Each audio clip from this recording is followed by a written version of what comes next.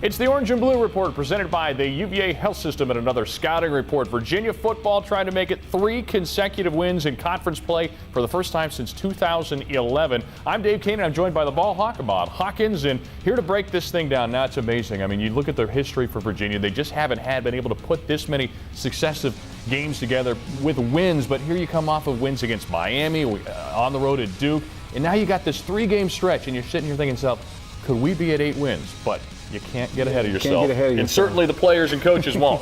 Yeah, definitely. And it's comparable to last year because a part of that 3-game winning streak when it started with Boise, North Carolina was a part of this. So if you want to relive what happened last year, North Carolina is included. So hopefully they get that 6th win versus North Carolina. Yeah, a Carolina team that comes into this matchup just 1 win, 5 losses. However, that doesn't tell the entire story right there in each of the last 2 weeks against both Syracuse on the road last week and the week prior to that against Virginia Tech. 2 games they lost leads in the final 2 minutes.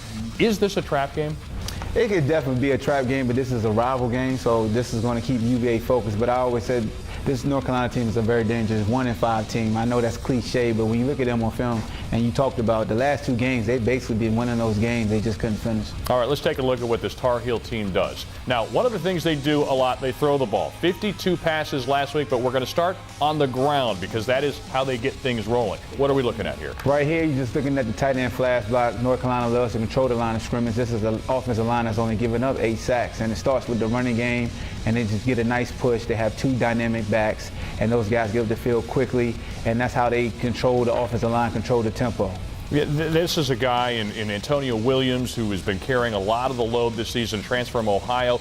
He works also with the guy we saw last year, Michael Carter, who broke off a couple big ones against Virginia. We'll look at those as Carter shows you what he's capable of. Carter's a guy that likes to get out on the edges. He's very dynamic. They use him out of the backfield to match up with linebackers in the passing game also. And UVA, if you remember, he had over 120 yards rushing in the 3rd quarter alone last year. Here you see versus Virginia Tech in the Bud Foster-led defense. You see North Carolina yet again controlling the line of scrimmage and the back doing the rest, making the guy miss in the hole. He's so dynamic, so explosive, and once he gets to the outside, he has the speed to finish. So the Cavaliers have to do a great job with their run fits. And of course, we talked about the game-breaking potential with this guy. Virginia got a taste of it firsthand last year, as you saw evidence of just a moment ago. But the other part of this offense, as I alluded to, 52 passes a week ago on the road at Syracuse. Now, that was against a Syracuse team that was putting a lot of heat on the quarterback. That's one way you dispel that. Do you expect we'll see some of those short dump-off passes that Carolina likes to run with that tempo offense? I definitely do, Dave, and the reason why is because it gets the quarterback in the groove, and Elliott